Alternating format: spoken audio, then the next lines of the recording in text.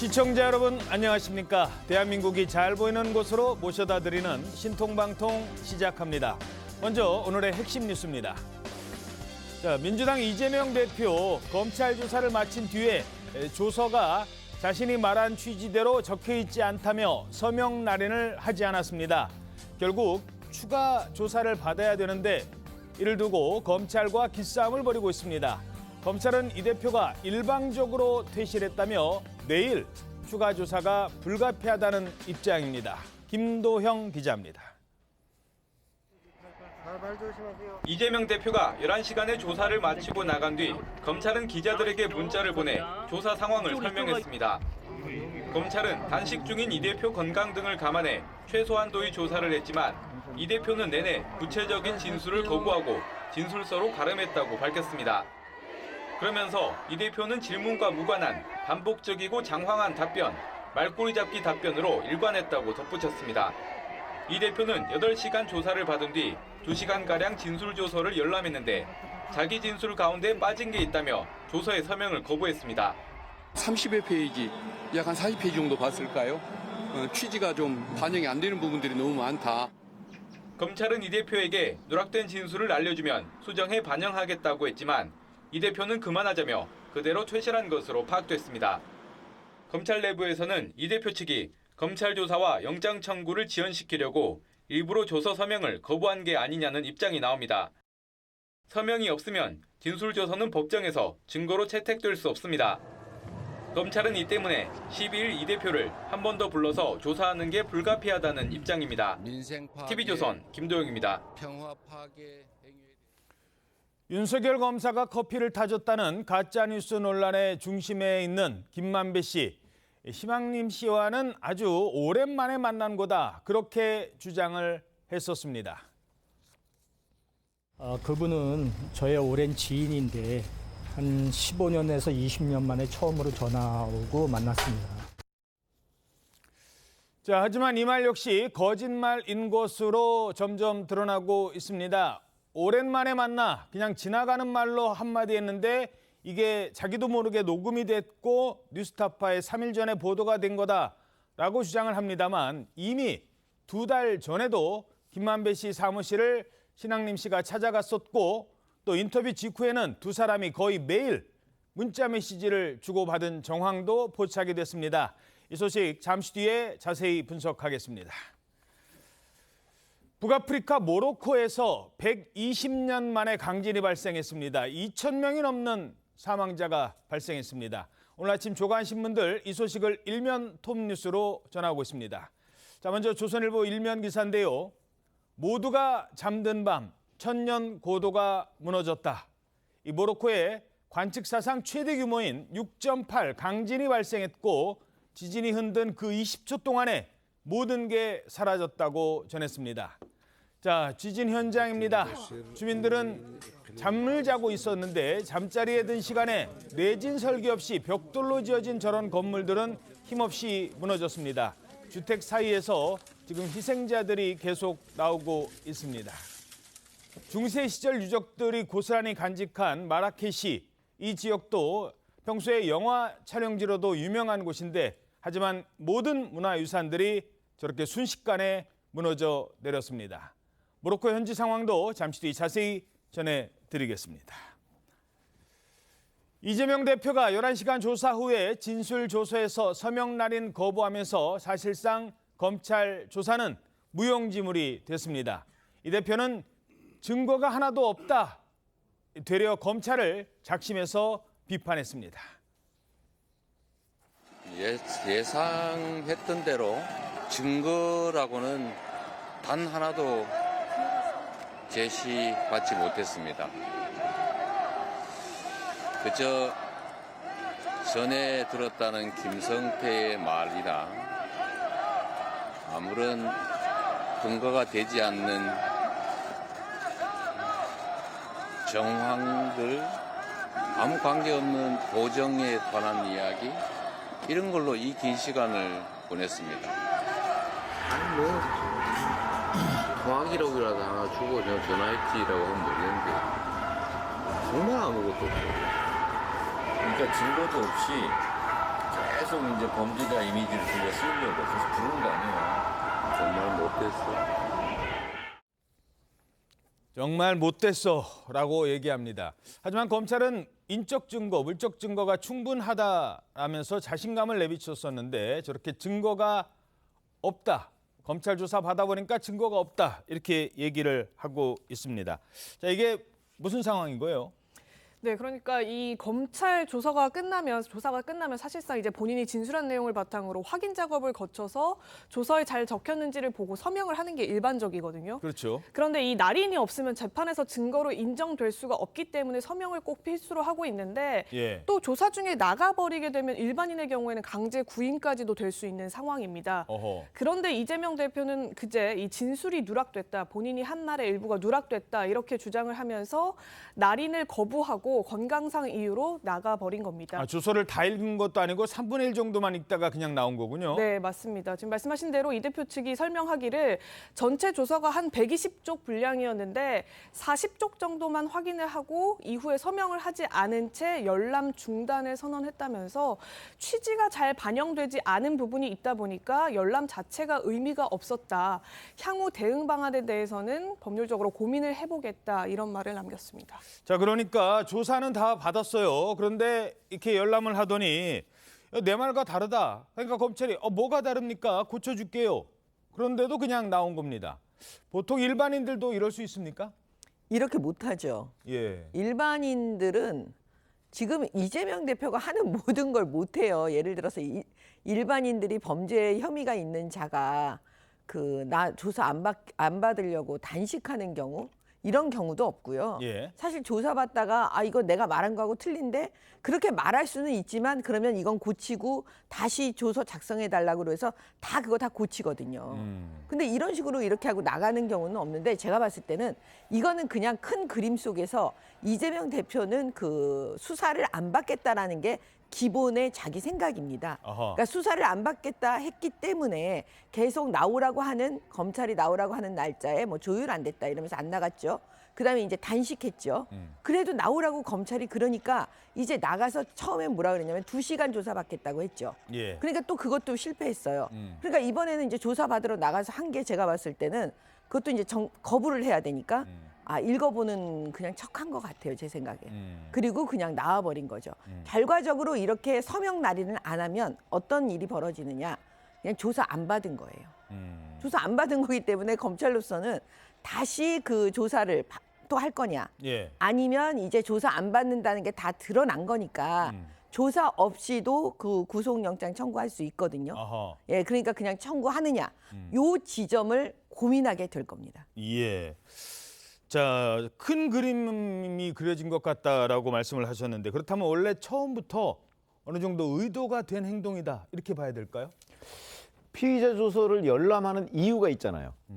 그걸 자기가 조사받았는데 사실은 어찌 보면 조사받은 대로 아마 기록이 돼 있을 거다라고 판단을 한다면 굳이 열람할 이유도 없는데 열람하는 이유는 이게 내가 말한 거하고 취지 같은 것이 제대로 반영이 됐는가를 확인하라고 열람 절차가 있는 거거든요. 그렇죠. 근데 그걸 확인하면서 취지가 반영 안 됐다. 그러면 당연히 취지를 반영해서 이걸 고쳐달라고 얘기하면 끝나는 문제예요. 예. 그렇죠? 근데 이재명 대표는 한 3분의 1쯤 보다가 취지가 반영 안 됐다면 일어서서 나갔어요. 예. 그거는 처음부터 계획했다고 봐야 되는 거죠. 취지가 반영이 안 됐으면 그걸 얘기하면 고쳐준다니까요. 예. 근데 얘기를 안 하고 그냥 나와버렸잖아요. 그건 처음부터 검찰 수사를 지연시키기 위해서 이재명 대표가 계획하에 나는 오늘은 서명을 하지 않겠다. 이렇게 작심을 하고 검찰에 들어갔다 이렇게 보는 게 합리적입니다. 그러니까 법률적으로는 피의자 신문은 임의 조사입니다. 예. 강제권이 담보되지 않는. 그러니까 진술 거부 헌법상 진술 거부권이 보장돼 있으니까 그렇죠. 피의자가 뭐 조사 안 받으러 갈 수도 있고 조사 받으러 갔지만 진술을 아예 안 할 수도 있고 또 진술했지만 진술 조서가 자신의 진술 취지와 안 돼 있다라고 해서 서명 날인을 거부하는 건 그 본인의 자유입니다. 예. 그러니까 강제할 수가 없고 사실은 검찰이 수사를 제대로 해서 피의자 신문 조서는 사실은 그것 말고 다른 결정적 증거가 있어야 됩니다. 그렇겠죠. 왜냐하면 자백이 있다 하더라도 보강 증거가 있어야 되기 때문에 그 피의자 이재명 대표가 진술을 진술을 잘 안 했다든가 조서에 서명단이 거부했다. 이것 때문에 수사에 지장이 있다 그런다면 그건 검찰 수사의 능력에 문제가 있는 거죠. 예. 증거가 있으면 피의자 진술 조서가 없다 하더라도 재판에는 큰 문제가 없을 것이다. 뭐 이런 분석이신 것 같습니다. 자, 하지만 이렇게 되면 사실상 조사를 안 한 것과 마찬가지인 상황인 거잖아요. 그러면서 내일 추가 조사를 할지 이게 지금 관심인데요. 화면 보시겠습니다. 검찰과 얘기가 좀 달라요.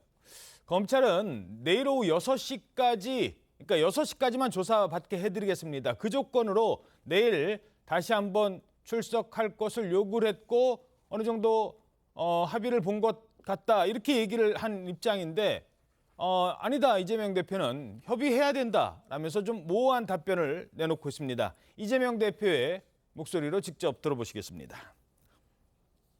제가 무슨 힘이 있겠습니까? 무소불위 검찰이 오라면 오고 가라면 가고 할 수밖에 없는 패자 아니겠습니까? 오늘 조사를 다 못했다고 또 소환하겠다고 하니까 날짜를 협의해서 또 5번째든 6번째든 나갈 것입니다. 자, 지금 아직 결정이 좀 안 된 거예요. 지금 계속 협의 중이라고 하는데 뭐 민주당 입장 혹시 오늘 아침 뭐 나온 거 있습니까? 예, 오늘 당장 이제 중요하기 때문에 저희도 확인을 좀 해봤는데 지금 이 순간에도 물어보니까 아직은 협의 중이다. 지금 이렇게 얘기를 하고 있습니다. 어허. 그래서 혹여나 지금 안 나갈 가능성이 크기 때문에 아직까지 협의가 이렇게 지체되고 있는 것이냐 이렇게 물었는데요. 그에 대해서는 뭐 섣불리 지금 상황에서 말씀드리긴 좀 곤란할 것 같다. 이렇게 조심스러운 반응을 보이고 있습니다. 예. 아마 오늘 최고위원회가 있으니까요. 그거 끝나고 이재명 대표가 기자들과 만나는 자리에서 혹여나 입장이 좀 나올 수도 있을 것 같습니다. 예, 혹시 뭐 이렇게 뉴스 중에라도 나오면 좀 네. 얘기를 해주시기 바랍니다. 제일 중요한 상황이니까요. 자, 이러면서 검찰은 내일 조사가 불발될 경우에 추가 조사 없이 구속영장 청구할 수 있다는 방침입니다. 그런데 의외의 변수가 있대요. 어떤 걸까요? 오늘 부족하겠죠. 몸에서 음식 냄새 날까 봐. 괜찮습니다. 어제 꿈에 고기 굽는 꿈을 꿨어요. 아직도 그게 식욕이 남아있나 봐요. 이재명 대표가 요즘에 고기 굽는 꿈까지 꾼다고 합니다. 요거는 어떤 상황이고 지금 출석과는 또 어떤 변수가 되는 걸까요? 이게 이제 어제 그 오전 중에 이제 주말에 단식 농성장에 앉아 있는 모습인데 옆에 이제 홍성국 의원이 좀 멀찌감치 떨어져 있으니까 이 대표가 좀 붙어서 가까이 앉으라 촬영도 하고 있고 하니 좀 붙어서 나란히 앉자 이렇게 하니까 본인 몸에서 음식 냄새가 이제 날까봐 단식하는 분한테 죄송해서 못 앉겠다 이런 취지로 얘기를 한 거예요. 그랬더니 이 대표가 괜찮다고 하면서 어제는 고기 굽는 꿈도 꿨다 뭐 이런 얘기를 하기도 했는데 이제 이 최근 들어서 이제 급격하게 체력 저하가 이루어졌다고 합니다. 뭐 세수도 잘 못해서 이제 피부가 탈락될 수 있기 때문에 이제 단식이 지속되다 보면 수염도 말지 못하고 세수도 못하고 이런 상황도 온다고 하는데요. 이재명 대표가 성남시장으로 있으면서 단식을 할 때가 열흘이었거든요. 근데 7년 전이고 당시 나이가 이제 53이었고 지금 이제 60이기 때문에 근데 지금 하루 더 버티면서 연장을 해가고 있는 상황이라서 아마 지금 오늘 내일 글피 이렇게가 조금 고비이지 않을까 하는 얘기는 지도부에서도 나오고 있습니다. 예. 자, 이러면서 지금 이재명 대표의 영장 청구 여부, 그다음에 체포 동의안 처리 여부 이게 관심인데 이재명 대표가 먼저 이런 걸 암시하는 발언을 했다고 합니다. 중앙일보 6면 기사 함께 보시겠습니다. 자, 이재명 대표가 최근 체포 동의안 18일에 보고될 것이라고 측근에게 얘기를 했대요. 그러니까 국회에 체포 동의안이 18일에 보고된다. 그럼 이미 구속영장이 청구가 그 전에 되고 그다음에 뭐 72시간인가요? 그 안에 처리가 되려면 그게 18일이면 언론이 예상하는 것보다 더 빠른 일정이 되는 거거든요. 단식 중인데 글쎄요. 이거 그러니까 본인은 영장 청구가 이번 주 중에는 될 것이다. 이렇게 예상을 하고 있는 것 같은데 어떻게 보십니까? 그렇죠.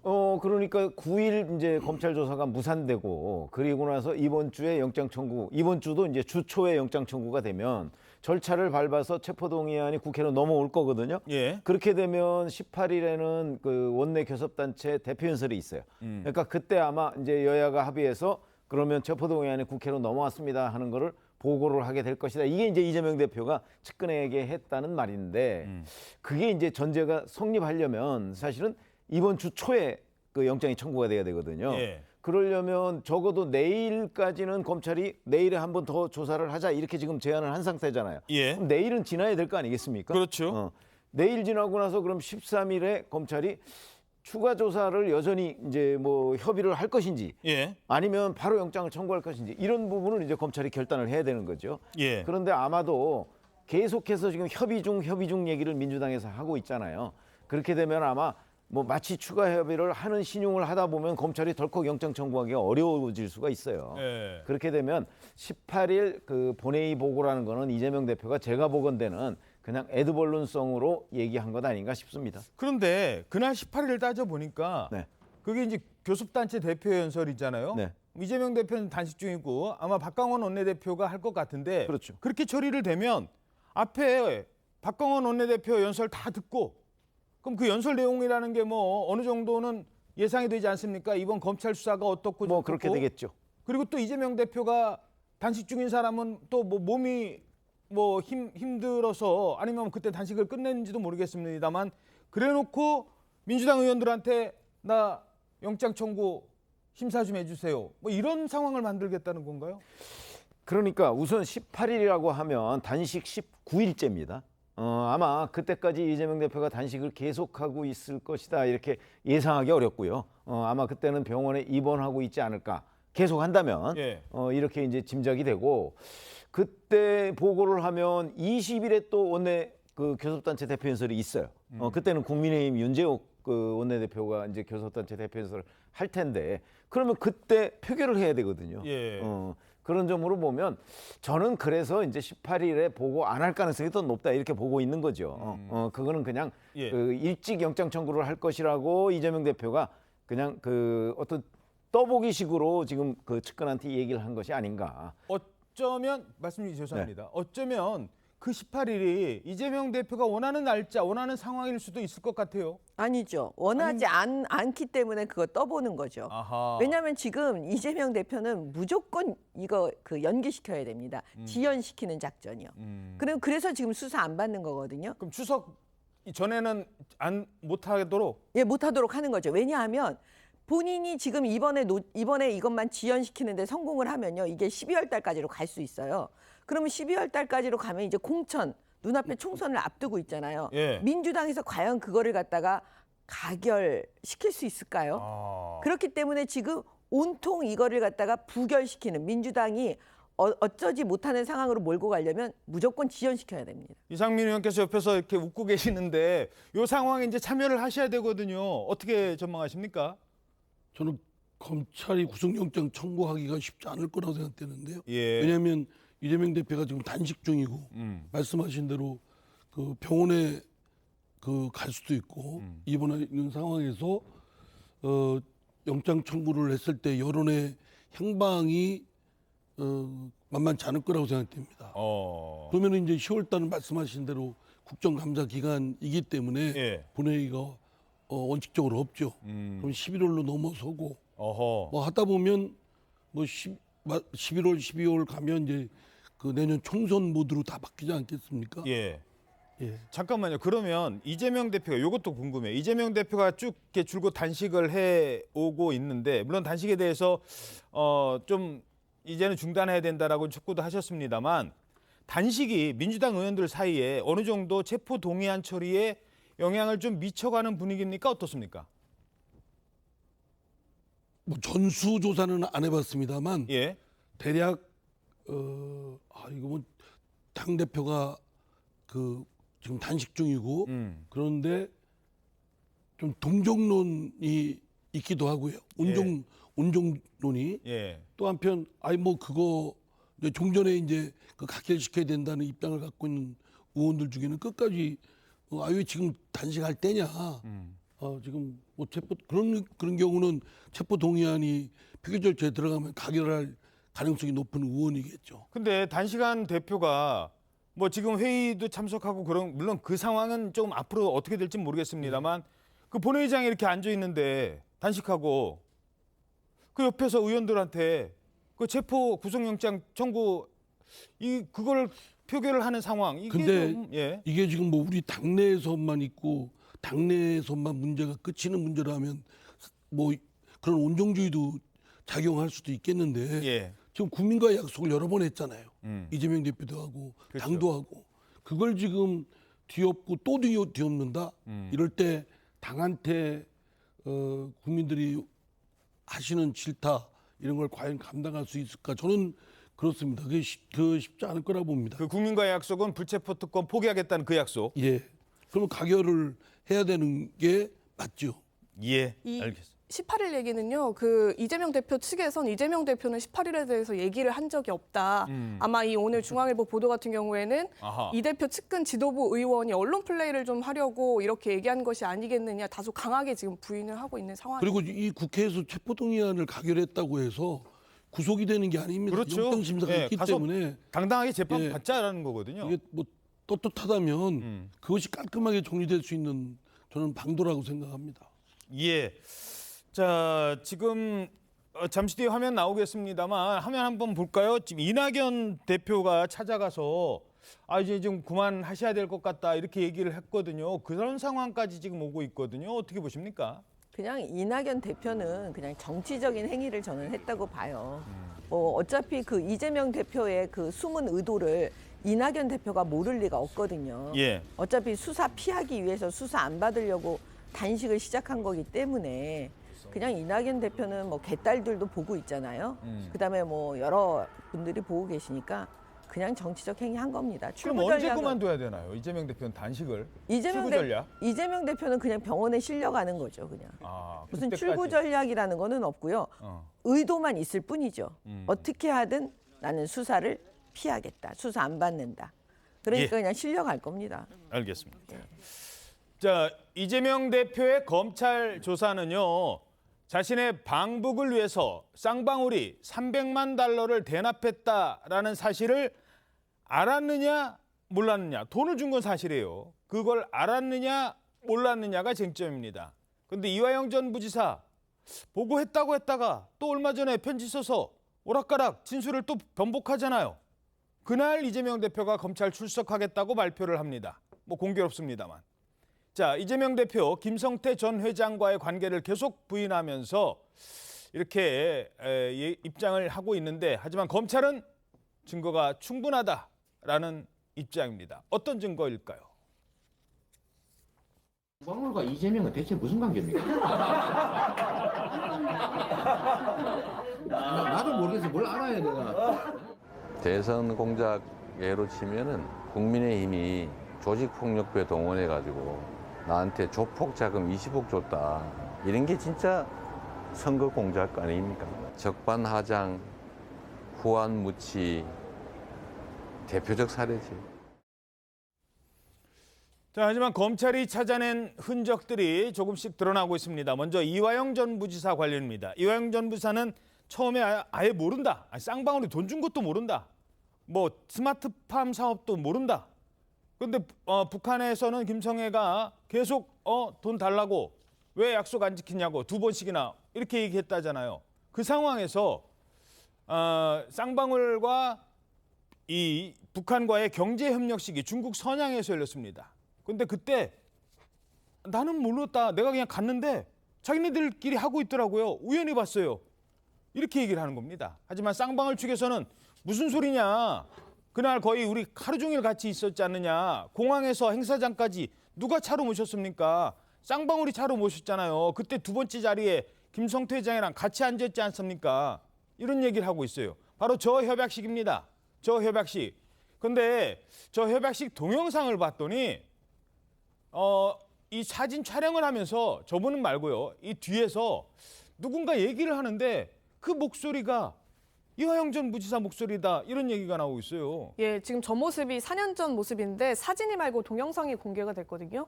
이 쌍방울과 북한 측 경제협력 협약식 영상이 한 언론을 통해서 공개가 된 겁니다. 그동안 말씀하신 대로 이화영 전 부지사가 이 협약식에는 참석을 하지 않았다 이렇게 주장을 해왔었는데요. 이 당시 참석자들이 이 영상 속에 이화영 전 부지사의 목소리가 있다 이런 주장을 한 겁니다. 김성태 전 회장과 북측 송명철 조선 아태이 부실장이 악수를 나누는 데 이어서 화면에는 등장하지 않지만 제3의 누군가가 저렇게 저런 디벨로먼트 이런 영어는 쓰지 않아도 된다, 안 써도 된다 이런 취지로 말하는데 이 목소리가 바로 이화영 전 부지사라는 겁니다. 예. 또 다른 영상도 있거든요. 어허. 또 다른 영상에서는 김 전 회장과 이 전 부시자 또 송 부실장 등의 술자리 모습이 담겼는데요. 실제로 영상 있었죠. 네, 또 이 김 전 회장의 셔츠가 이 전에 협약식에 있을 때 모습의 그 셔츠와 똑같거든요. 사실상 그 같은 옷이군요. 예, 협약식이 있고 그 이후에 있었던 식사 자리라고 보게 된다면 이화영 전 부지사가 그 협약식부터 이후 식사 자리까지 같이 동행을 했다라고도 볼 수 있는 대목 일수가 좀 있을 것 같습니다. 당시 이화영 전 부지사는 그동안 이제 다른 일로 참석을 했다가 우연히 식당에서 만나서 식사만 한 것이다 이렇게 주장을 해온 바가 있었습니다. 식사만 했다. 자, 그런데 아니 뭐 이화영 전 부지사 혼자 갔어요? 경기도에서 실무자들 같이 갔을 거 아닙니까? 그 차로 공항에서 저 행사장, 선양 행사장까지 이동하는데 맨 앞줄 조수석에는 쌍방울 그 현지 직원이 있었고 두 번째 줄에 김성태, 이화영 앉아 있었고 세 번째 줄에 바로 경기도에서 온 실무자들이 있었다는 겁니다. 나중에 쌍방울 직원과 경기도 실무자들이 이 두 분 들어가신 다음에 자기들끼리 명함을 주고받았다라는 진술이 법정에서 공개가 되기도 했습니다. 그런데 이화영 전 지사 변호인 이렇게 해명을 내놨잖아요. 아니 이게 우연히 만난 거라니까요. 모르고 갔는데 우연히 만났다고요? 중국 선양까지 갔는데 우연히 만났다? 어떻게 보십니까? 그냥 웃음이 좀 나오는데요. 예. 그 사실은 증거는 차고 넘친다는 게 바로 이런 경우예요. 보세요. 그 협약식에 참석한 사람들 말씀하셨지만 김성태 전 회장이 있잖아요. 그다음에 쌍방울 측 사람들 많잖아요. 그 사람들 검찰 조사 안 받았을까요? 받았죠. 당연히 받았죠. 그럼 거기에 누가 있었냐? 이화영이 있었냐 없었냐 다 얘기하겠죠. 그럼 이화영은 무슨 역할을 했냐? 다 얘기했겠죠. 그다음에 경기도에서 간 사람이 있다고 하니까 그러면 그분들은 조사 안 받았을까요?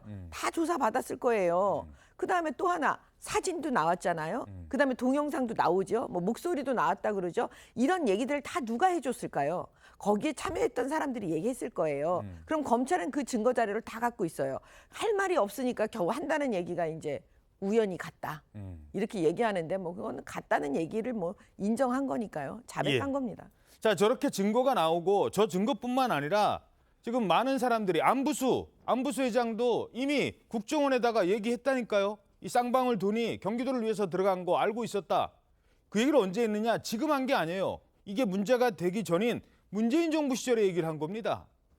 그 얘기가 지금 그 자료를 통해서 확보가 됐고 저렇게 불리한 진술이 나오면 본인이 다 뒤집어 쓰던가 아니면 그게 제가 했겠습니까? 누가 북한에 가는데요? 이렇게 얘기를 해야 되는데 이화영 전 부지사 입장을 바꿔요.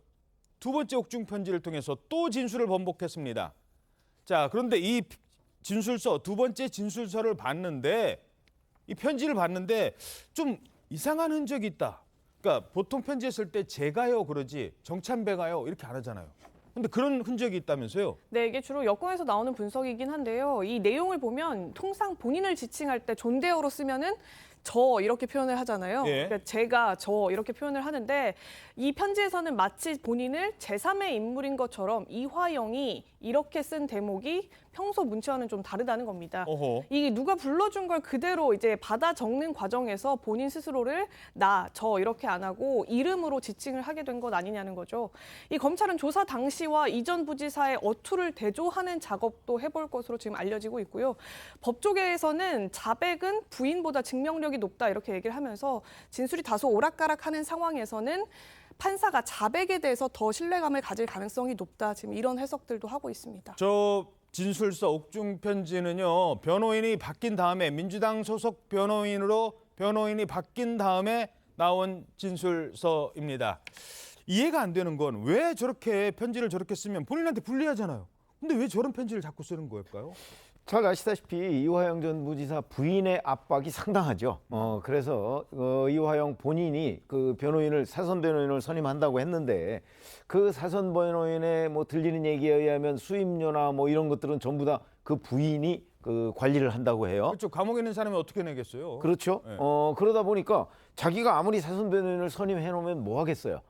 그 수임료가 없으면 그 변호인이 활동을 못 하잖아요. 예. 그래서 아마 먼저 그 변호인도 사임한 것으로 보이고 이번에도 이제 결국은 김광민 변호사라는 뭐 경기도의원이잖아요. 민주당 예. 소속. 그러니까 아마 부인의 뜻이 거의 절대적으로 반영된 변호인이 아닐까.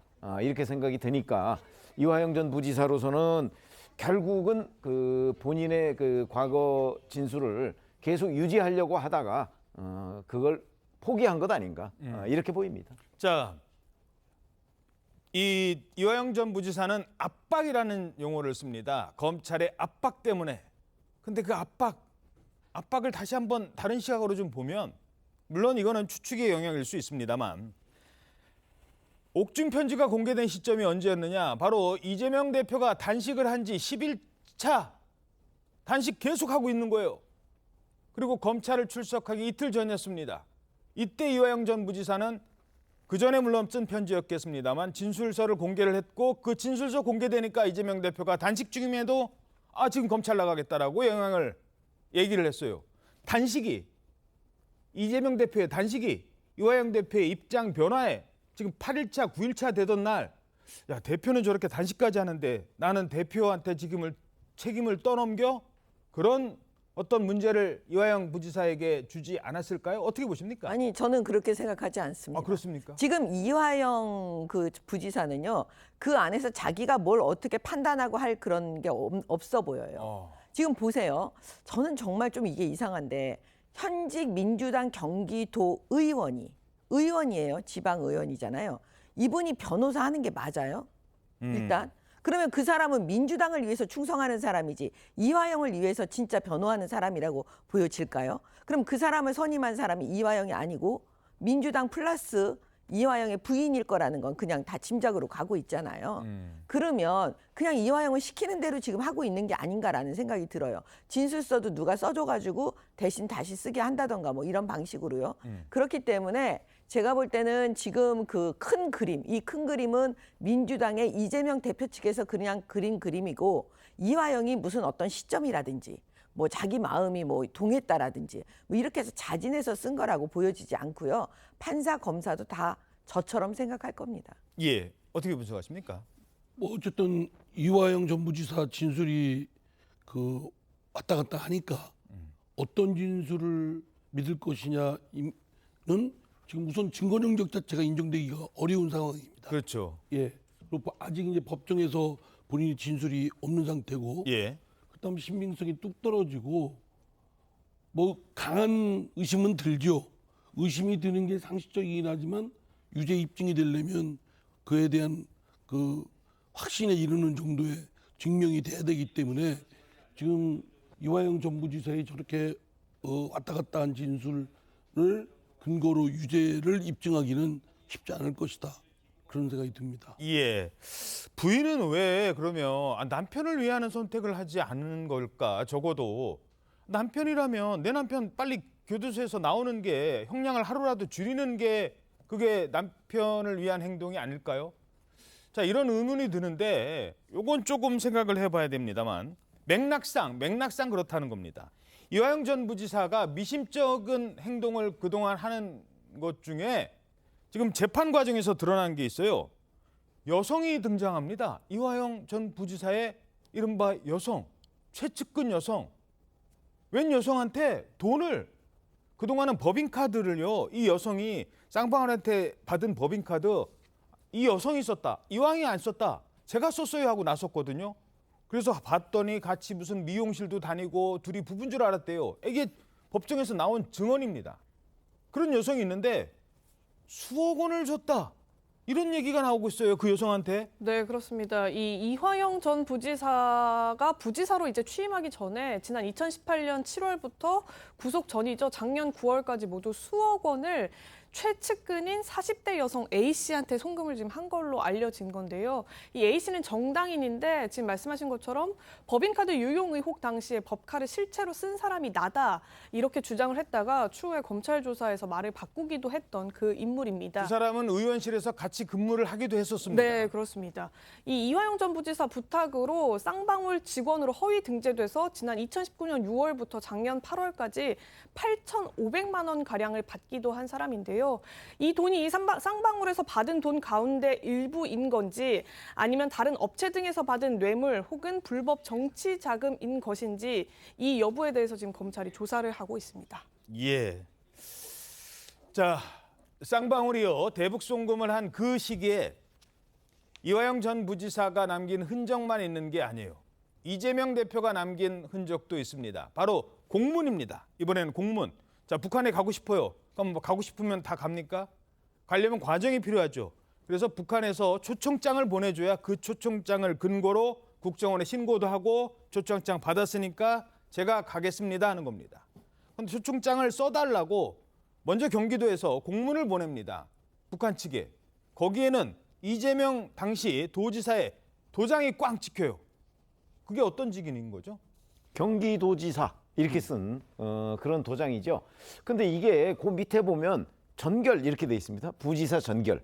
그러니까 이제 이화영 전 부지사나 아니면 이재명 대표는 자 이거는 나는 모르고 부지사가 자기가 전결해서 내 도장 찍어서 보냈다 이렇게 이제 주장을 하고 있는 건데 이 주장이 가능할까요, 과연? 글쎄, 누가 북한 가는 누가 거요? 봐도. 아이 그러면 가능하지 않고 그거는 그 행정의 그 과정을 들여다보면 불가능한 일이죠. 그 주장을 하고 있는 것이고 이게 사실은 2018년 9월에 보면 문재인 대통령이 방북단을 구성을 하잖아요.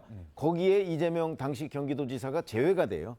그러면서 그렇죠. 곧바로 이화영 전 부지사가 방북을 하게 되거든요. 개별적으로 10월에. 예. 사실 거기서부터 출발하는 거예요. 서울시장도 가고 강원지사도 갔는데 본인만 이재명 못 갔어요. 경기도지사는 못 갔어요. 예. 그러니까 이제 나는 문재인 청와대에서 견제를 하는구나. 그래서 별도로 그 루트를 만들어야 되겠다. 이렇게 된 거거든요. 이재명은 한다. 그래서 바로 그 이화영 전 부지사가 북한을 갔다 온 이후에 방북 얘기를 공개적으로 해요. 공개적으로 한 걸 지사가 몰랐다 이렇게 얘기할 수는 없을 거잖아요. 예. 근데 이 공문이라는 거는 그 이듬해에 보낸 거거든요. 그러니까 2018년에 이미 이재명 경기도지사의 방북은 전부 다 언론에도 수도 없이 보도가 됐고 그다음에 2019년 뭐 5월, 6월 이즈음에 이제 그 공문 얘기가 나오고 실제는 11월쯤인가 뭐 공문이 가거든요. 예.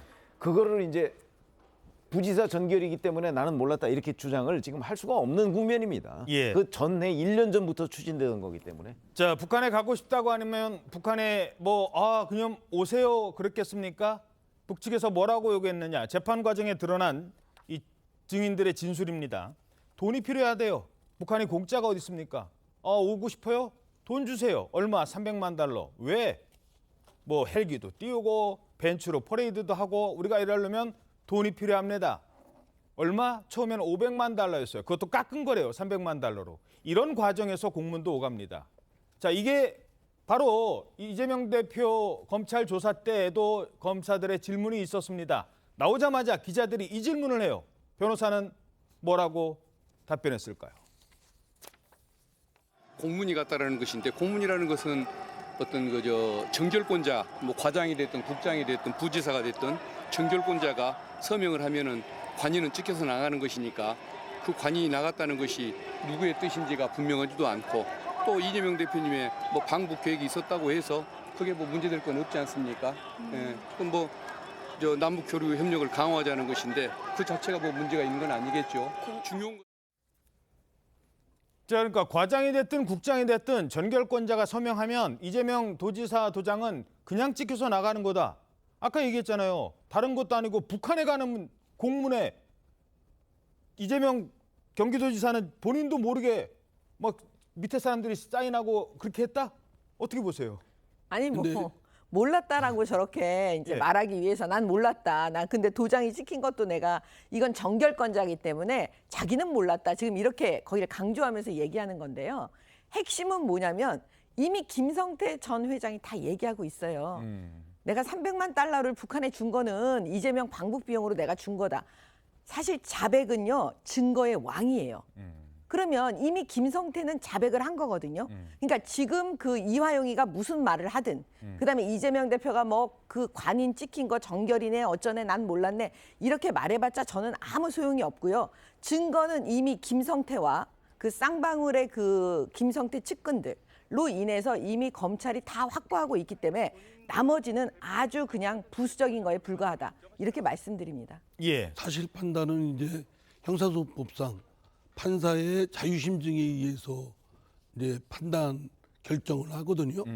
그런데 그 판단할 때는 뭐 A 증거 때문에 A 사실을 인정한다 이렇게 딱딱 기계적 형식적인 것이 아니고 예. 여러 증거들을 종합적으로 볼 때 사회 통념 또는 일상 경험 법칙에 추론해서 판단하게 되어 있습니다. 그러니까 이화영 전 부지사의 진술 여부는 뭐 이화영 전 지사가 이제 검찰이 요구하는 대로 진술이 되어 있다면 유력하지만 그게 없다 하더라도 다른 증거들에 의해서 경험칙에 판단할 때 도지사가 알았겠냐 몰랐겠냐 판사가 자유심증에 의해서 판단을 하지요.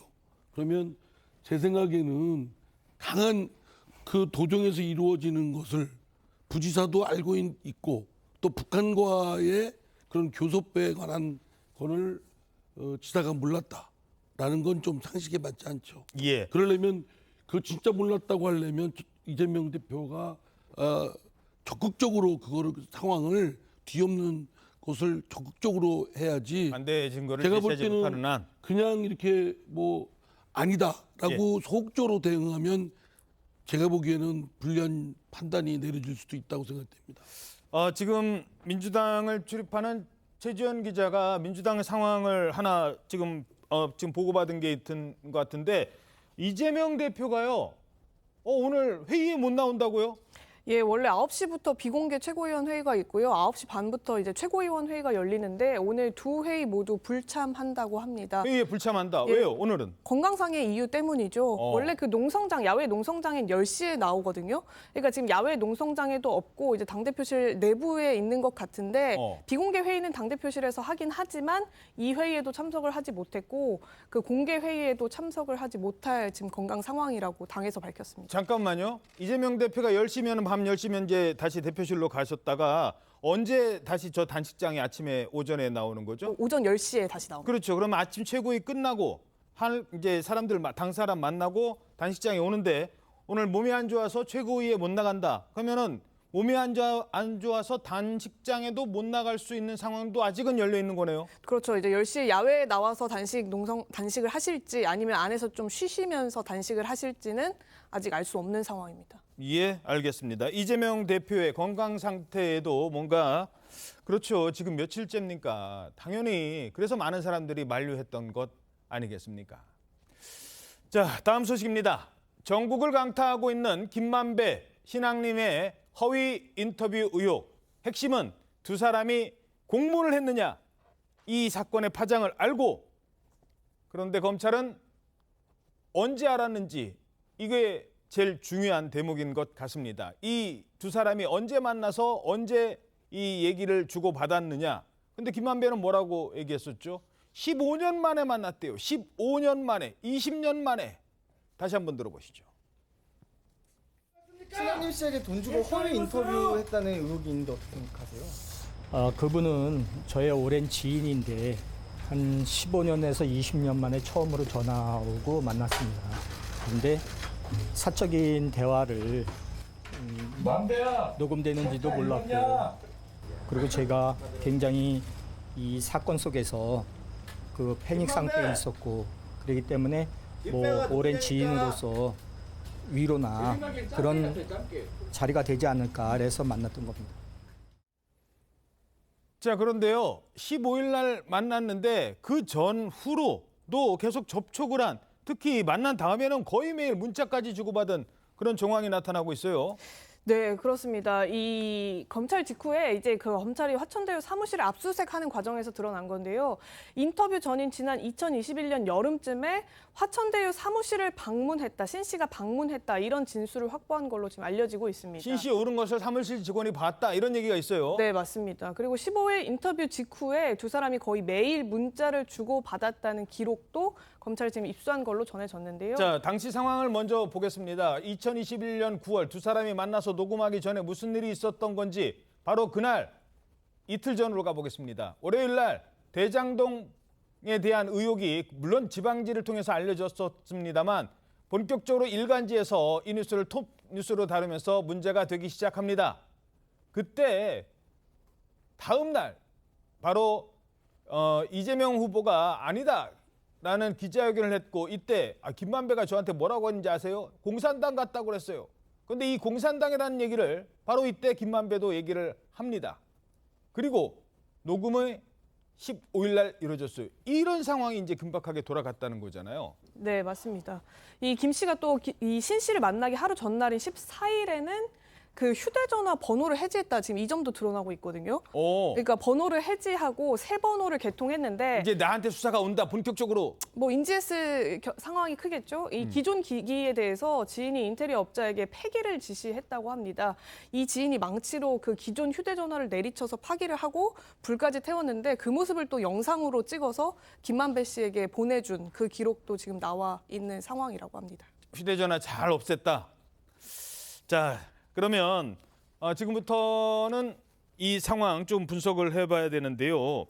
이 문자 메시지도 주고받고 그리고 또 하나 있잖아요. 돈도 그 전 후에 줬죠. 후에 줬죠. 예, 1억 6천.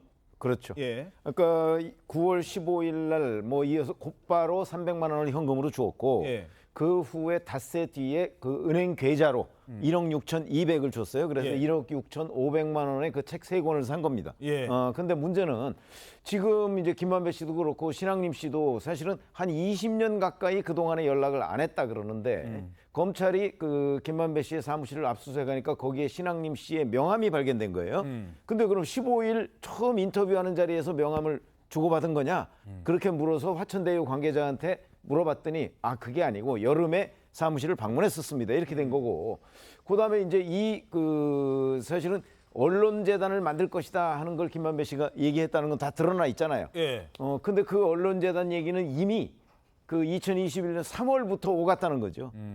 그렇게 본다면 신학림 씨를 전혀 안 만난 상태에서 신학림 씨를 이사장으로 하는 언론인재단을 만들려고 했다? 말이 안 되잖아요. 그렇죠. 그러니까 그런 전후 맥락을 보면 이미 2021년 3, 4월 이 정도부터 신학림 씨와 김만배 씨 간에는 언론재단을 만들려고 뭐 이런저런 굉장한 이제 협의가 있었고, 그다음에 9월 15일 인터뷰를 했었고, 그다음에 그 여름에 신학림 씨가 김만배 씨 사무실을 방문했었고, 이건 이제 뭐 대략 확인이 되는 일정이거든요.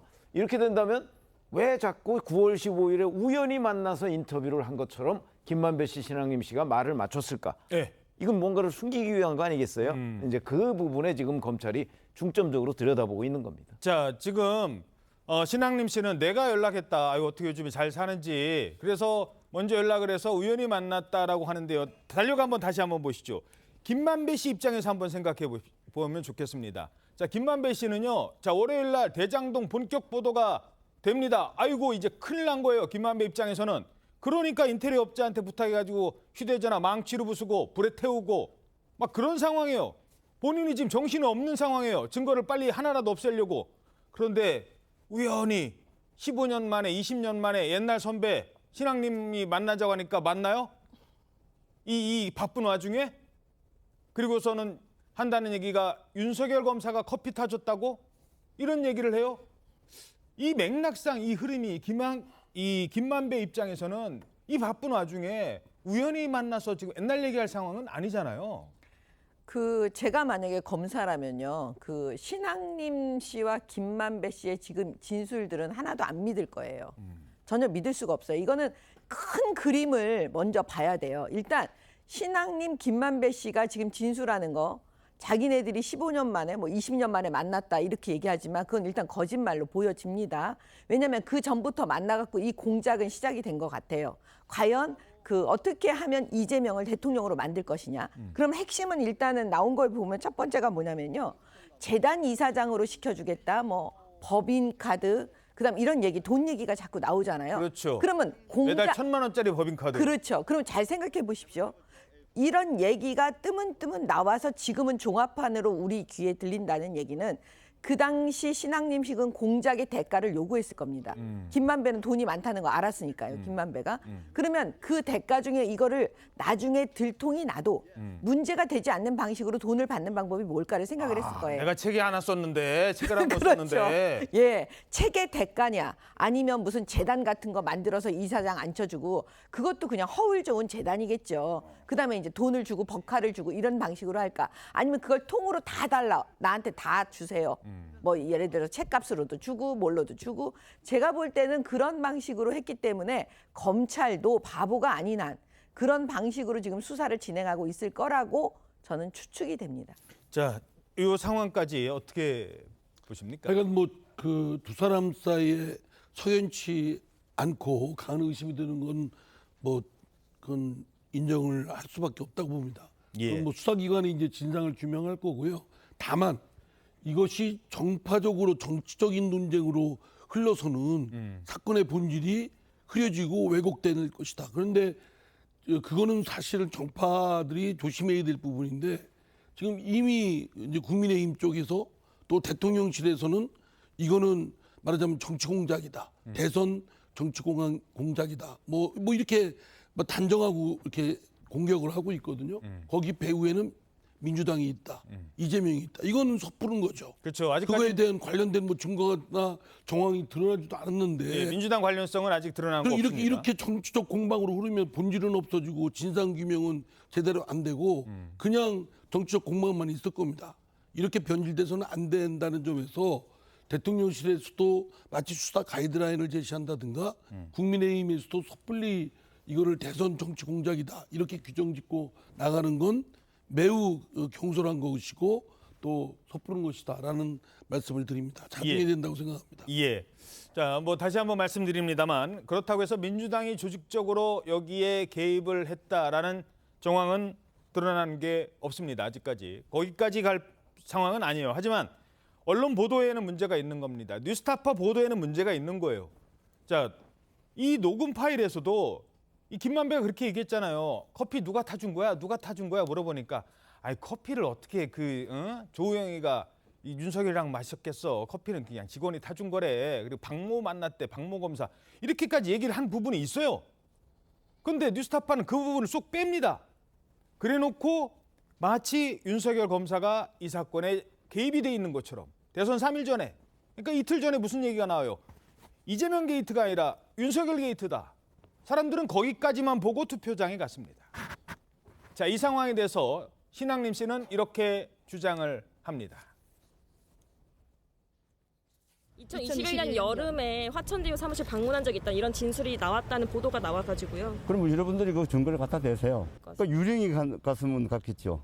뉴스타파의 콘텐츠나 보도나 이런 뭐 종합적인 올라가는 내용에 대해서 영향력을 미치거나 편집진의 결정에 참여하거나 그런 적이 전혀 없어요.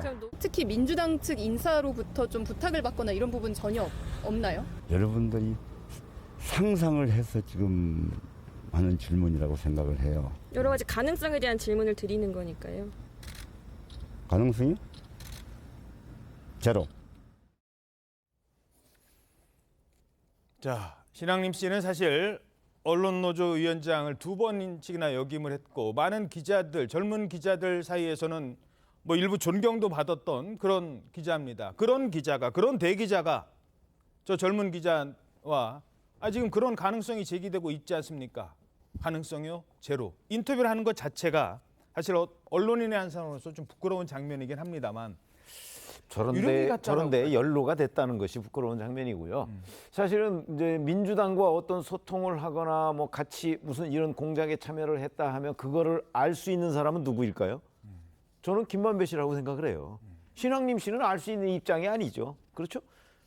왜 그러면 김만배 씨가 어찌 보면 저 문제를 가지고 신앙림 씨를 이용한 측면도 있어요. 아직까지는 뭐 수사가 좀 더 돼봐야 되겠지만 그러니까 저는 뭘 의심하냐면 신학림 씨가 지금 민주당과의 관계에 대해서 관계가 없다, 제로다라고 얘기할 수 있는 입장이 아니에요. 본인이 모르는데 뭘 제로라고 얘기를 해요. 그렇죠. 그게 오히려 더 이상하다는 거죠. 왜 그렇게 신학림 씨가 알지도 못하면서 확신을 하죠? 그거는 오히려 김만배 씨와 말을 맞췄을 가능성을 저는 뒷받침하는 증거라고 생각을 해요. 그러니까 검찰이 김만배 씨에 대해서 조금 더 민주당과의 관계가 있는지 없는지, 제가 뭐 있는 증거 없다고 그랬습니다. 그러나 그럴 개연성이 있기 때문에 검찰은 아마 그 부분에 대해서 김만배 씨한테 집중적으로 수사를 할 것이다, 이렇게 생각합니다. 자, 수사 상황 어떻게 전개될지 주목되는데요. 한국일보 8면 기사 보시겠습니다. 자, 검찰은 신학림 씨가 김만배와 인터뷰 전후 긴밀한 소통을 했다, 그러면서 영장을 만지작거린다라고 보도를 하기 시작을 합니다. 한국일보가 보도를 합니다. 김만배, 신학림 두 기자가 함께 근무했던. 영장 청구 가능성 어떻게 보십니까? 저는 뭐 100% 청구 가능성이 있다라고 보여지죠. 왜냐하면 일단 분명한 거는 그 명예훼손이 됩니다. 출판물에 의한 명예훼손. 그다음에 두 번째는 다 아시겠지만 청탁금지법. 일단 돈 받았잖아요. 기사 써주고 돈 받았잖아요. 뭐 책값이라고 하지만 그건 본인의 그냥 주장이고. 예, 주장일 뿐이지. 검찰이 바라보는 거는 그건 대가성이 있다라고 보여지기 때문에요. 그러니까 100% 아마 영장 청구할 겁니다. 예, 알겠습니다. 21대 국회 마지막 대정부 질문이 마무리가 됐습니다. 자, 그런데 어떻게 평가를 할까요? 오늘자 조선일보 사설 보시겠습니다. 이번 대정부 질문 이렇게 평가하고 있습니다. 정말 갈 때까지 간 막장. 왜 이런 얘기가 나왔을까요? 주요 장면 보시겠습니다. 시중에 한 장관의 별명을 제가 말씀드릴까요? 지금 여기서 좀 건설적인 질문과 답변이 오갈 수 있었으면 좋겠습니다. 예. 저는 사실 오늘 이 자리에 장관이 그동안 했던 무례한 발언, 불손한 태도에 대한 사과를 제가 정중히 드릴 기회를 주려고 했던 것인데, 그 얘기를 안민석 의원님이 하시는 게 참 이상합니다. 장관은 국회에 지금 싸우러 온 것이죠. 국민들이 우습죠. 국민들이 두렵기는 합니까? 의원님은 민원인에게 욕설을 하신 분 아닙니까? 지역구의 국민들한테 욕설을 문자로 보내신 분이잖아요. 그분이 여기 와서 누굴 가르치려고 든다는 거죠. 적절치 않다고 봅니다. 사과하십시오. 자, 사과를 받기 전에는 질의를 하지 않겠습니다. 그렇게 하십시오. 예. 그리고 의원님 아까 공익제보 말씀하셨는데 외롭게 싸워온 윤주호 씨를 국회에 초청을 했습니다. 윤주호 씨의 진실을 향한 이 투쟁을 외롭지 않도록. 의원님은 윤지호라는 사람을 공익제보자로 추켜 세우면서 공익제보의 존재 가치를 무너뜨린 분입니다. 자, 의장님께서 이 법무부 장관에게부터 주의를 주시길 바라겠습니다. 그리고 사과를 받아주시기를 바라겠습니다. 자, 결국 그래서 사회를 대신 본 국회 부의장도 물론 한동훈 장관의 답변 태도에 대해서도 지적을 했습니다만 안민석 의원의 저 질문, 내년 총선 출마합니까? 그게 대정부 질문 첫 질문이었어요. 이것도 부적절하다는 점을 지적을 합니다. 어떻게 보셨습니까? 한동훈 장관이 총선에 출마하든 안 하든 그게 공익적인 국민들의 민생하고 뭐가 이렇게 관심이 있습니까? 난 우리 하여튼 이제 저도 민주당 소속이지만 법사위에서든 대정부 질문이든 그 묻는 거에 대해서 잘 이해도 안 되고, 뭐 안민석 의원 때는 제가 그 자리에 없었습니다만 대정부 질문에 사실 이번 거기 본회의장에 앉아 있으면서 제가 명색이 그래도 5선인데 이것저것 볼 거 다 본 사람이거든요. 근데 진짜 이번 대정부 질문은 감내하기 어려웠습니다. 그러니까 질문이든 답변이든 너무 수준이 이하예요. 예. 그래서 진짜 저 제목 잘 뽑았어요. 갈 때까지 간 그 국회의 모습을 저렇게 보여서 국민들이 정말 혀를 차거든요. 저건 진짜 저 축출돼야 될 모습들이라고 생각합니다. 예. 자, 그런가 하면 바로 이 의원이 등장하는 대정부 질문도 빠지질 않습니다. 뒷부분에 나옵니다. 함께 보시죠. 묻지마 범죄는 증가하고 마약 청정국은 마약 공화국으로 변질되고 있습니다. 장관님은 인정 안 하시겠죠? 아니 검소한박해서 마약 수사 못하게 해놓고서 그걸 이렇게 얘기하시는 건 좀 이상하죠. 장관님 요새 호신용품이 호황을 누리고 있어요. 예? 아니 저기 정청래 의원님 계속 소리를 지르셔가지고 제가 안 들립니다 제가. 예. 뭐라고요? 자, 정청래 의원님 질문하실 말 있으면 나와서 하시면 될 것 같아요. 계속 잠시만요. 지금 소리를 지르고 계신데요. 자, 잠시만요. 의원님, 지금 국민들이 보고 계시지 않습니까? 이렇게 야유를 하시면 법무부 어떻게 답변하겠어요? 장관님, 우리 국민들이 다 보고 계십니다. 정말 우리 오늘 대정부집 마지막 날입니다. 조금이라도 정부 측 얘기를 듣고 다 국민들께서 판단하실 거라 생각을 합니다. 화가 나시군 마음이 급하시더라도 조금 자제해 주시기 바랍니다. 제가 정청래 의원님 정상적인 질답이 안 되지 않습니까? 정 의원님 야구장 오셨습니까? 이렇게 자꾸 야유를 하세요. 뭐라고요? 의원님 그렇게 반말로 야유를 하시면 국민들께서 뭐라고 생각하시겠어요? 정청래 의원님. 자, 본인이 질문을 하는 순서가 아니거든요. 물론 뭐 의원 입장에서 도저히 못 듣겠다 하면은 한마디 정도 야유를 할 수는 있을 겁니다. 아, 그게 말이 됩니까? 근데 그런 게 아니잖아요. 자, 정청래 의원 논란 이번이 처음이 아닙니다.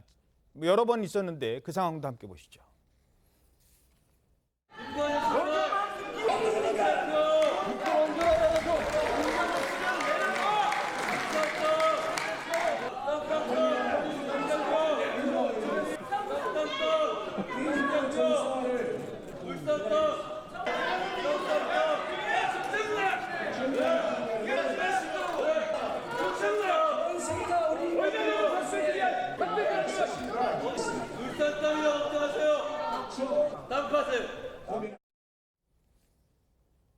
자, 왜 땅이냐? 바로 김기현 대표가 연설을 할 때였습니다. 그런데 연설 중에 계속 땅, 울산 땅 대표. 어떻게 보셨습니까?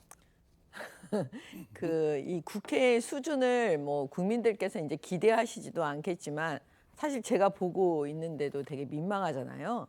근데 지금 한동훈 장관이 어떻게 보면 민주당 국회의원들의 수준이 어떻다는 걸 국민들께 더 잘 보여드리고 있는 것 같아요. 그럼 민주당은 어떻게 보면은 지금 한동훈 장관 자꾸 건드려가지고 한동훈 장관을 국민들에게 약간 얄미운 모습으로 보이려고 하는 전략인 것 같지만 저는 그 전략은 오히려 민주당의 수준만 더 보여주고 있다 국민들께. 그 전략은 실패했다라고 보여지거든요. 진짜 한동훈 장관을 건드리려면 공격을 하려면 제대로 공부하고 수준 높게 건드려야지 저런 방식으로 건드리면 자기들 수준만 그냥 보여주는 겁니다. 예, 알겠습니다. 뭐 여든 야든 대정부 질문의 자리에서 야유와 고성, 합리적인 이유가 있는 상황도 있겠지만 그냥 저 자리만 앉으면 막 소리 지르라고 국민들이 뽑아준 건 아닐 겁니다. 자, 윤석열 대통령이 5박 7일간 인도네시아 아세안과 인도 G20 정상회의 일정을 마치고 오늘 새벽 귀국했습니다. 특히 9일에 G20에 참석한 조 바이든 대통령과 하루 3번이나 환담을 했다고 합니다. 하루 3번. 나중에는 바이든 대통령이 우리 집에 한번 놀러 와요. 뭐 이런 얘기까지 했다는데 어떤 내용입니까? 이게 이 G20 한미 양국 간에 이제 별도 정상회담은 없었는데요. G20 회담장에서 두 차례 이제 마주쳐서 환담을 했고요. 또 갈라 만찬 때 나란히 앉아서 1시간 30분 동안 대화를 했습니다. 이게 캠프 데이비드에서 한미일 정상회의를 개최한 이후에 약 3주 만에 만남이기 때문에 더 눈길을 끌었는데 이 윤 대통령이 만찬석상에서 바이든 대통령한테 한미일 협력 체제가 공고화되고 또 인도 태평양 지역과 글로벌 사회 발전에 크게 기여하게 될 것이다 이런 얘기를 하면서 이뿐만 아니라 우리 3국의 양질의 일자리를 제공하는 데도 이 한미일 3국의 협력 체제가 큰 도움이 될 것이다 이런 얘기를 또 했다고 합니다. 그러면서 우리 집에 놀러 와 이게 궁금해요. 그 무슨 얘기입니까? 우리 집에 놀러 오라는 게. 이게 이제 농담을 주고 받은 건데 이제 이거 끝나고 우리 지난번에 캠프 데이비드 내 휴가지 갔었으니까 이번에는 우리 집에 같이 가자 지금 이 얘기를 한 거거든요. 그러면서 이 서면 브리핑을 통해서 알려졌는데 그 이번 귀갓길에는 제 집으로 같이 가자고 하면서 손을 맞잡고 대화를 이어가는 모습을 또 보였다고 합니다. 예, 알겠습니다. 근데 지금 미국에서 여론조사는 트럼프한테 상당히 밀리는 걸로 알려 있습니다. 공화당 후보로서는 이제 트럼프가 앞서는 건데 바이든하고도 밀린다고 그러는데. 아, 예. 그 상황도 뭐 지켜보도록 하겠습니다. 네. 재선되면 집에 놀러 가고 또 재선 안 돼도 집에 갈 수는 있겠죠. 네. 다음 소식입니다. 120년 만에 강진이 발생한 모로코에서 무려 4,000명이 넘는 사상자가 발생을 했습니다. 문화유산 도시이자 세계적 관광지 말라케시 그야말로 순식간에 무너졌습니다. CCTV에 담긴 지진 당시 상황 먼저 전정원 기자가 전해드리겠습니다. 120여 년 만에 강진이 휩쓸고 지나간 모로코. 폭격을 맞은 듯 마을 전체가 폐허로 변했습니다. 주민들은 혹시 모를 생존자를 찾기 위해 잔해 주변을 떠나지 못합니다. 구조대원들이 수색을 이어가 보지만 안타까운 소식만 더해집니다. We have lost 9 people that I know of, including a family member and her newborn on Sabara Street. 모로코 지진 사망자는 하루 새 2,100여 명으로 늘었습니다.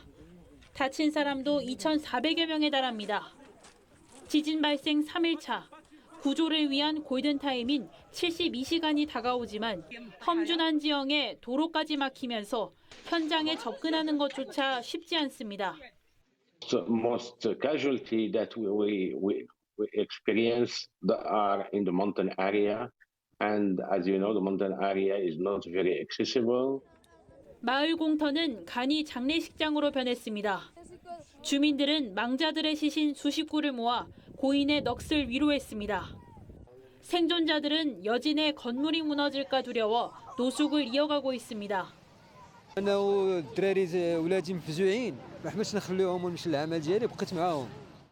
이재민들은 식량과 물품조차 구하기 힘들다며 도움을 요청했습니다.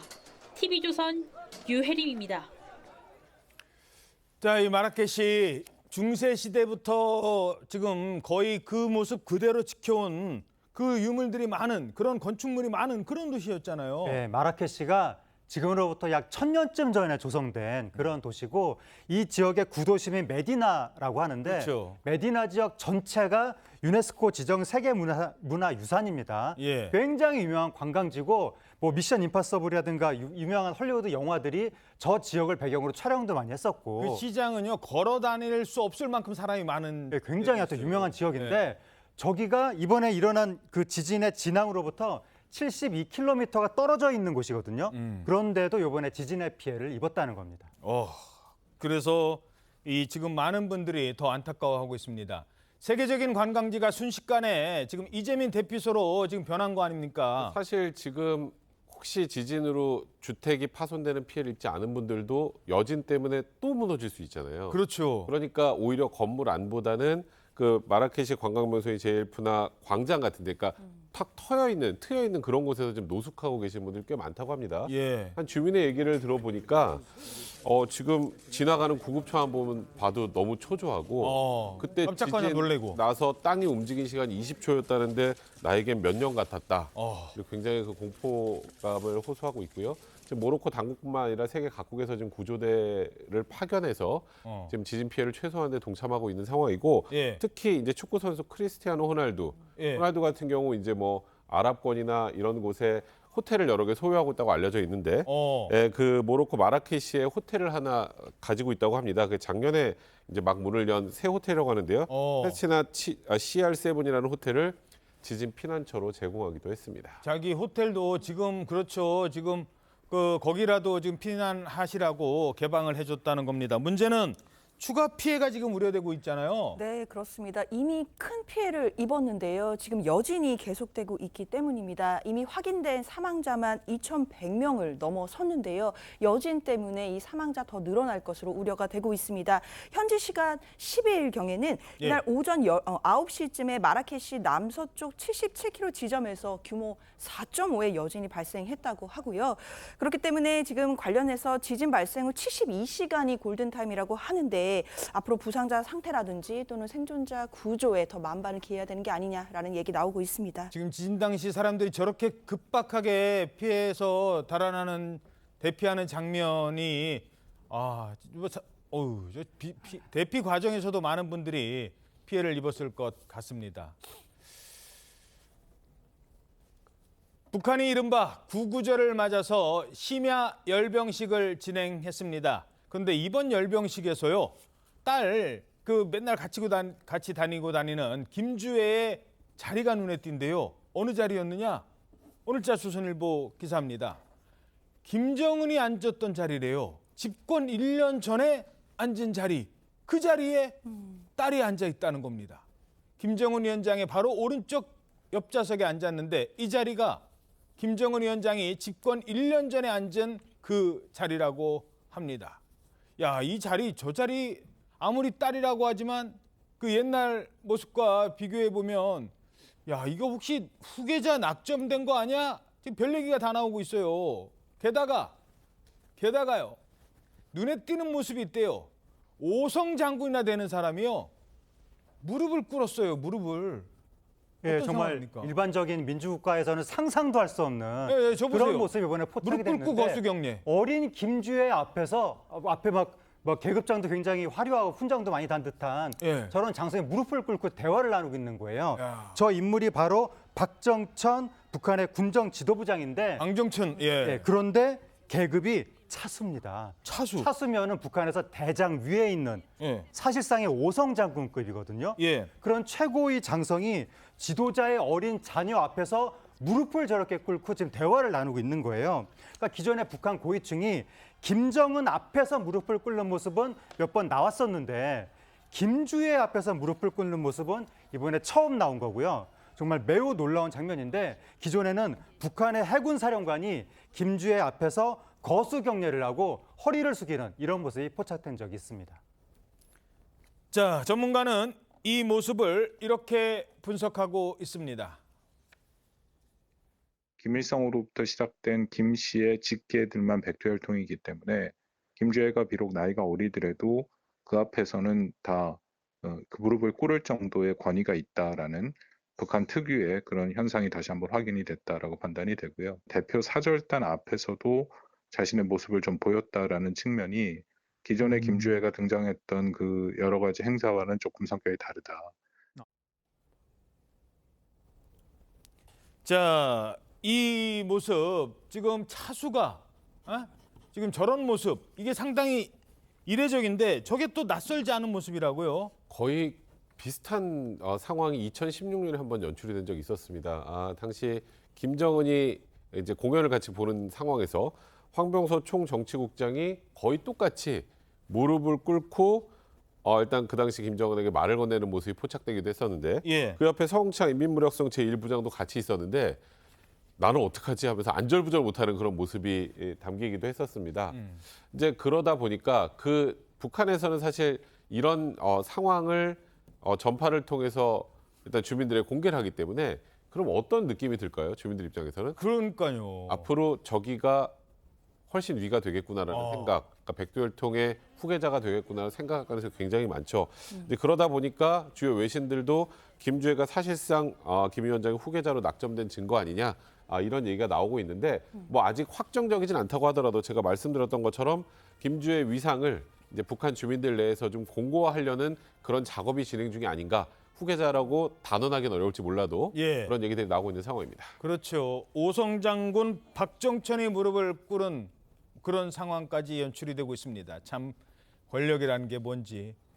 자, 이런 가운데 김정은 위원장이 러시아로 오늘 출발한다 이렇게 지금 알려지고 있어요. 푸틴 만나러. 네, 김정은 위원장이요. 푸틴 대통령과 무기거래 협상을 타결하기 위해 오늘 러시아로 출발할 가능성이 있다라고 알려지고 있습니다. 북러 회담이 열릴 구체적인 시간이나 장소는 확인되지 않았지만요. 13일까지 블라디보스토크에서 동방 경제 포럼이 열리는데 거기서 만날 가능성이 크다라는 외신 보도들이 많이 나오고 있습니다.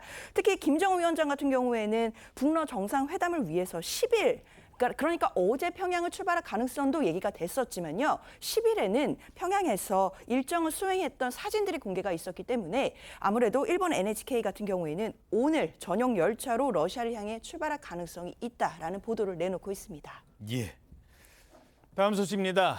최근에 대전에서 초등학교 교사가 정년 얼마 남기지도 않은 그 선생님이 무려 4년 동안 학부모들의 악성 민원에 시달리다 극단적 선택을 했다는 안타까운 소식이 있었습니다. 그런데 그런데 이숨진 교사가 받았던 악성 민원의 내용들이 공개가 되면서 더 공분을 사고 있습니다. 일단 어떤 민원입니까? 이게 2019년에 발생한 사건인데요. 당시에 그 이제 교사가 문제 학생들을 지도를 했다는 거예요. 학생들 4명이 뭐 다른 학생을 때리거나 수업 중에 소리를 질렀다고 합니다. 예. 그래서 아마 교실에서 다른 학생들이 있는 가운데 주의를 준 것 같은데 그 이후에 그 주의를 받은 학생들의 부모들이 학교로 찾아와서 예. 교사한테 무릎 꿇고 사과하라 라고 요구하면서 정서적 아동학대로 신고를 했다고 합니다. 무릎 꿇고 교사한테 사과하라고 요구했다고요? 예, 그러면서 정서적 아동학대, 그러니까 다른 학생들이 있는 가운데 공개적으로 지도한 게 아동학대다라고 예. 하면서 신고를 했다는 거예요. 아이고. 결국 그 다음 해에 무혐의로 결론이 나긴 했지만 예. 이 교사는 너무나 힘들어했고 그러니까요. 무혐의 결론이 난 다음에도 계속해서 악성 민원이 이어졌다고 합니다. 그래서 그 교사가 그 학부모들을 무서워했다는 거예요. 아유, 얼마나 그래서 같은 동네 살 거 아니에요. 예, 다. 그래서 그 교사 유족의 말에 따르면 그 교사가 집 주변의 마트나 카페 막 이런 데서 그 학부모들을 맞부딪힐 때마다 예. 숨쉬기를 힘들어할 정도로 숨쉬기 힘들 정도로 그렇게 힘들어했고 그래서 그 마주치지 않기 위해서 일부러 먼 마트에 갈 정도로 그렇게 고통을 겪었다고 합니다. 야, 얼마나 학부모가 강하게 항의를 했으면 그 선생님이요.